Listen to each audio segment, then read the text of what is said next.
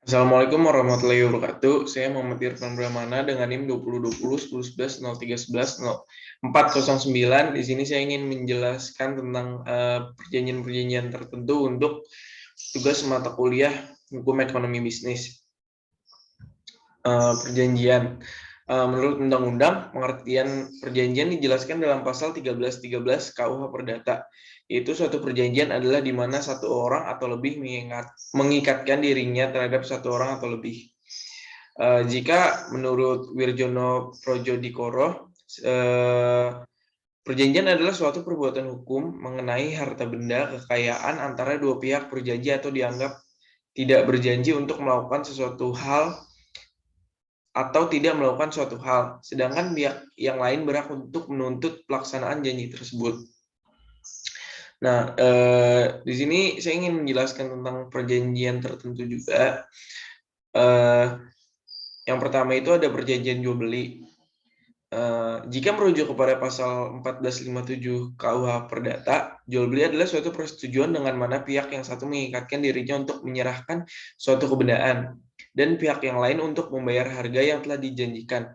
Jual beli dianggap sudah dianggap terjadi antara kedua belah pihak ketika setelah mereka mencapai sepakat tentang barang dan harga, meskipun barang itu belum diserahkan maupun harganya belum dibayar. Sehingga dengan lahirnya kata sepakat, maka lahirnya perjanjian itu dan sekalian pada saat itu menyebabkan timbulnya hak dan kewajiban. Oleh karena itu, maka perjanjian jual beli dikatakan juga sebagai perjanjian konsensual dan sering disebut perjanjian obligatur. Perjanjian jual beli adalah suatu perjanjian antara pihak penjual dan pihak pembeli, di mana pihak penjual mengikatkan diri untuk menyerahkan hak miliknya atas suatu barang kepada pembeli, dan pembeli mengikatkan dirinya untuk membayar harga barang itu dengan uang, sesuai dengan yang telah disepakati dalam perjanjian mereka. Objek dari suatu perjanjian jual beli adalah hak milik suatu barang, dan kata lain tujuan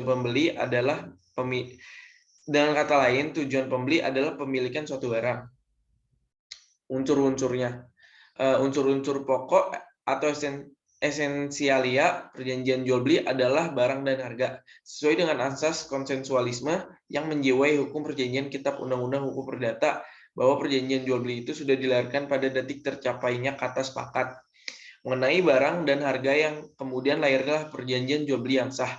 Sifat konsensual dari jual beli tersebut dapat dilihat dari pasal 1458 Kitab Undang-Undang Hukum Perdata, yang isinya jual beli sudah dianggap terjadi antara kedua belah pihak ketika setelah mereka mencapai sepakat tentang barang dan harga, meskipun barang itu belum diserahkan maupun harganya belum dibayar. Abdul Qadir Muhammad merincikan unsur-unsur dalam perjanjian jual beli ke dalam 4 unsur sebagai berikut. Yang pertama ada subjek jual beli, adalah pihak dalam perjanjian. Sekurang-kurangnya ada 2 pihak, yaitu penjual yang menyerahkan hak milik atas benda dan pembeli yang membayar harga dari benda tersebut dan dari pembeli. Yang kedua ada status para pihak. Pihak penjual atau pembeli dapat berstatus pengusaha atau bukan pengusaha. Pengusaha adalah penjual atau pembeli yang menjalankan perusahaan, sedangkan penjual atau pembeli yang bukan pengusaha adalah pemilik atau konsumen biasa. Penjual atau pembeli dapat juga berstatus kepentingan diri sendiri atau kepentingan pihak lain atau kepentingan badan hukum. Yang ketiga, peristiwa jual beli. Peristiwa jual beli adalah saling mengikatkan diri berupa penyerahan hak milik dan pembayaran harga. Peristiwa jual beli didasari oleh persetujuan dan kesepakatan antara penjual dan pembeli. Apa yang dikehendaki oleh penjual, itulah yang dikehendaki oleh pembeli. Yang keempat, objek jual beli. Objek jual beli adalah barang dan harga. Barang adalah harta kekayaan yang berupa benda material dan benda imaterial, baik bergerak maupun tidak bergerak. Sedangkan harga ialah jumlah uang yang senilai dengan benda. Objek persetujuan jual beli adalah barang yang diperjualbelikan tersebut. Karena barang adalah esensial pada perjanjian jual beli, maka tentunya tidak ada perjanjian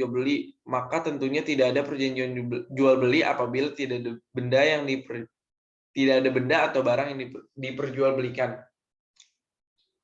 Hak dan kewajiban para pihak dalam perjanjian jual beli. Yang pertama itu ada hak dan kewajiban penjual. Menurut pasal 1457 KUH Perdata, Hak penjual adalah menuntut harga pembayaran atas barang-barang yang diserahkan kepada pembeli, sedangkan kewajiban penjual adalah menyerahkan barang ke dalam kekuasaan dan kepunyaan si pembeli dan menanggung terhadap barang yang dijual itu. Mengenai menanggung, lebih lanjut diatur dalam pasal 1491 Kitab Undang-Undang Hukum Perdata yang mengatakan bahwa kewajiban dari penjual adalah menjamin bahwa penguasaan benda yang dijual oleh pembeli berlangsung secara aman dan menjamin terhadap adanya cacat tersembunyi. Menjamin bahwa penguasaan benda yang dijual oleh si pembeli berlangsung secara aman, termasuk penanggulangan terhadap hak-hak pihak ketiga. Maksudnya setelah terjadi jual beli itu jangan sampai ada gugatan dari pihak ketiga yang mengatakan bahwa dirinya sebagai pemilik dari benda yang dijual itu. Juga benda itu dibebani hipotek atau kredit verban. Ini semuanya harus dijamin oleh si penjual. Yang selanjutnya adalah hak dan kewajiban pembeli. Hak pembeli adalah menuntut penyerahan yang telah dibelinya dari si penjual. Sedangkan kewajibannya adalah membayar harga pembelian pada waktu dan tempat sebagaimana yang ditetapkan dalam perjanjian mereka. Menurut pasal 1514 KUH Perdata, jika pada waktu pembuatan persetujuan tidak ditetapkan tentang itu, pihak pembeli harus membayar di tempat dan pada waktu di mana penyerahan harus dilakukan. Yang kedua, saya ingin menjelaskan tentang perjanjian sewa-menyewa. Menurut pasal 1548 KUH Perdata, sewa-menyewa adalah suatu perjanjian dengan mana pihak yang mengikatkan dirinya untuk memberikan kenikmatan suatu barang kepada pihak lain selama waktu tertentu dengan pembayaran suatu harga yang disanggupi oleh pihak yang terakhir itu. Pengertian lain mengenai sewa-menyewa dikemukakan oleh Algra sebagai persetujuan untuk pemakaian sementara suatu benda, baik bergerak maupun tidak bergerak, dengan pembayaran suatu harga tertentu.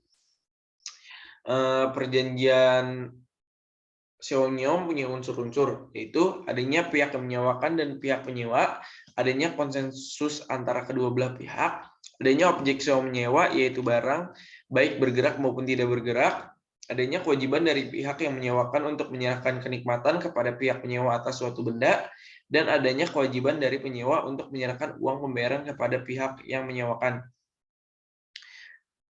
Subjek atau pihak yang terlibat dalam perjanjian sewa-menyewa adalah pihak yang menyewakan dan pihak penyewa. Pihak menyewakan adalah orang atau badan hukum yang menyewakan barang atau benda kepada pihak penyewa. Sedangkan pihak penyewa adalah orang atau badan hukum yang menyewa barang atau benda dari pihak yang menyewakan. Objek dalam perjanjian sewa-menyewa adalah barang atau benda, dengan syarat barang atau benda yang disewakan adalah yang halal, artinya tidak bertentangan dengan undang-undang, ketertiban, dan kesusilaan. Hak dan kewajiban pihak yang menyewakan. Hak dari pihak yang menyewakan adalah menerima harga sewa yang telah ditentukan, sedangkan kewajibannya adalah sebagai berikut, yaitu barang yang disewakan harus diserahkan dalam keadaan baik. Yang selanjutnya, ada barang yang disewakan harus terus dijaga baik-baik dan yang rusak wajib diperbaiki. Yang selanjutnya, ada menjamin terhadap penyewa untuk dapat memakai dan menggunakan barang yang disewa dengan aman selama berlaku perjanjian sewa-menyewa. Selanjutnya, ada menanggung segala kekurangan pada benda yang disewakan, yaitu kekurangan-kekurangan yang dapat menghalangi pemakaian benda itu, walaupun ia sejak berlakunya perjanjian itu tidak mengetahui adanya kekurangan atau cacat tersebut. Hak dan kewajiban penyewa. Hak dari penyewa adalah menerima barang yang disewakan dalam keadaan baik, sedangkan kewajibannya adalah sebagai berikut, yaitu membayar uang sewa pada waktu yang telah ditentukan, tidak diperkenankan mengubah tujuan barang yang disewakan, mengganti kerugian apabila terjadi kerusakan yang disebabkan oleh penyewa sendiri atau oleh orang-orang yang diam di dalam rumah yang disewa, mengembalikan barang yang disewa dalam keadaan semua ketika perjanjian sewa-menyewa tersebut telah habis waktunya, menjaga barang yang disewa sebagai tuan rumah yang bertanggung jawab, tidak boleh menyewakan lagi barang sewaan kepada orang lain. Apabila telah ditentukan demikian dan ketentuan tersebut dilanggar, maka perjanjian dapat dibubarkan dan penyewa dapat dituntut mengganti perongkosan, kerugian, serta bunga. Selanjutnya ada leasing. Leasing merupakan alternatif pembiayaan selain bank. Leasing merupakan pembiayaan terhadap perusahaan-perusahaan yang baru saja berdiri, di mana perusahaan yang baru berdiri tadinya belum memiliki barang-barang modal untuk menjalankan operasional perusahaannya. Seperti alat-alat kantor, alat-alat berat dalam jasa konstruksi, atau dalam alat-alat berat dalam bidang pertambangan. Barang-barang moda inilah yang nantinya akan memperkuat operasionalisasi suatu perusahaan. Pada saat ini, leasing sudah terkenal di Indonesia. Terbukti beberapa perusahaan leasing telah berdiri di berbagai kota di Indonesia dan eksis. Penulisan ini diarahkan untuk mengetahui tentang bagaimana bentuk perjanjian leasing, hak dan kewajiban subjek hukum dalam perjanjian leasing, penerapan asas proporsionalitas. Perjanjian leasing itu mempunyai asas yang kurang lebih sama seperti asas-asas perjanjian. Itu yang pertama ada asas kebebasan berkontrak, kedua ada asas konsensualisme. Asas konsensualisme ini adalah asas ini diatur dalam pasal 1320 ayat KUH. Asas ini diatur dalam pasal 1320 KUH Perdata. Dalam pasal itu ditentukan bahwa salah satu syarat sahnya perjanjian itu adanya kesepakatan antara kedua belah pihak. Kesepakatan merupakan persesuaian kehendak dan pernyataan yang dibuat oleh kedua belah pihak. Dan sisanya seperti asas-asas perjanjian yang lainnya, yaitu asas kebebasan berkontrak, asas konsensualisme, asas pacta sunt servanda, dan asas iktikat yang baik, dan asas kepribadian. Jenis-jenis leasing sendiri ada yang pertama sales type lease. Sales type lease atau lease penjualan merupakan jenis leasing yang biasanya dikerjakan oleh perusahaan industri yang melakukan penjualan lease atau barang dari hasil produknya. Terdapat dua jenis pendapatan yang dapat diakui, yaitu pendapatan dari hasil jual barang dan pendapatan dari bunga pembelanjaan selama kurun waktu lease. Yang kedua ada operating lease. Operating lease adalah suatu jenis perusahaan leasing yang mana pihak lessor akan membeli barang untuk disewakan pada nasabahnya dalam kurun waktu tertentu. Untuk hal ini, pihak nasabah hanya perlu membayar biaya rentalnya saja. Untuk harga barang dan biaya lainnya nanti akan ditanggung oleh pihak lessor. Yang ketiga ada kapitalis. Kapitalis adalah jenis perusahaan leasing yang berasal dari suatu lembaga keuangan. Jenis leasing ini pada umumnya bisa melayani pihak nasabah yang memerlukan kebebasan dalam hal menentukan barang atau modal dengan spesifikasi tertentu. Dalam penerapannya, pihak lessor akan memberikan dana untuk membayar barang yang diperlukan kepada pihak supplier. Lantas akan diserahkan pada pihak lessee. Nantinya, pihak lessor akan memperoleh imbalan berupa nasabah dalam bentuk pembayaran secara angsuran dalam periode waktu tertentu sesuai dengan kesepakatan bersama. Yang keempat itu ada leverage lease. Leverage lease merupakan jenis perusahaan leasing yang melibatkan pihak ketiga. Artinya pihak lessor tidak membayar objek lease sebanyak 100%, tapi hanya sekitar 20 hingga 40% saja. Sisanya nanti akan ditanggung oleh pihak ketiga tersebut. Yang terakhir ada cross border lease. Cross border lease adalah jenis perusahaan leasing yang dikerjakan antar negara. Artinya pihak lessor dan lessee tidak ada di dalam satu negara yang sama, namun berada di dua negara yang beda. Biasanya jenis leasing ini hanya melakukan leasing pada barang yang memiliki nominal sangat besar, seperti produk pesawat terbang atau produk pesawat terbang Airbus atau Boeing. Yang terakhir, saya ingin bahas tentang perjanjian franchise. Perjanjian franchise merupakan perjanjian tertulis antara pihak yang berupa perjanjian baku yang pada umumnya ditentukan secara sepihak oleh pemberi franchise sehingga cenderung memberikan posisi tawar yang lebih baik bagi pemberi franchise daripada penerima franchise. Pada prinsipnya, franchise adalah lisensi kontraktual yang diberikan oleh pemberi franchise atau pemilik bisnis pada penerima franchise atau orang atau badan usaha yang diberikan hak atau lisensi. Jenis-jenis franchise. Yang pertama itu adalah menurut produk yang ditawarkan dan asal franchise. Biasanya jenis franchise ini memiliki sistem operasional yang jelas dan dari merek perusahaan yang banyak dikenal dan diterima di seluruh dunia. Biasanya jenis franchise ini masuk dalam kategori pilihan investasi untuk orang yang ingin menjadi pengusaha dan cepat, tetapi tidak memiliki pengetahuan yang cukup tentang awal dan pemilik usaha franchise. Yang kedua itu ada franchise produk, yaitu suatu bentuk franchise di mana penerima franchise hanya bertindak mendistribusikan saja produk dari mitranya dengan perusahaan, misalnya penjual bahan bakar Shell atau British Petroleum.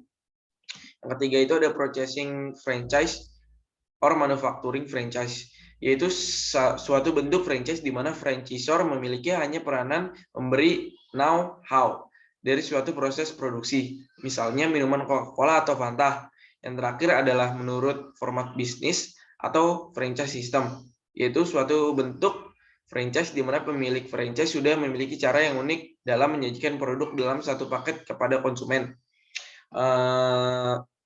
Sepertinya segitu saja yang bisa saya jelaskan. Jika ada kesalahan mohon maaf, jika ada kurang dan lebihnya juga mohon maaf.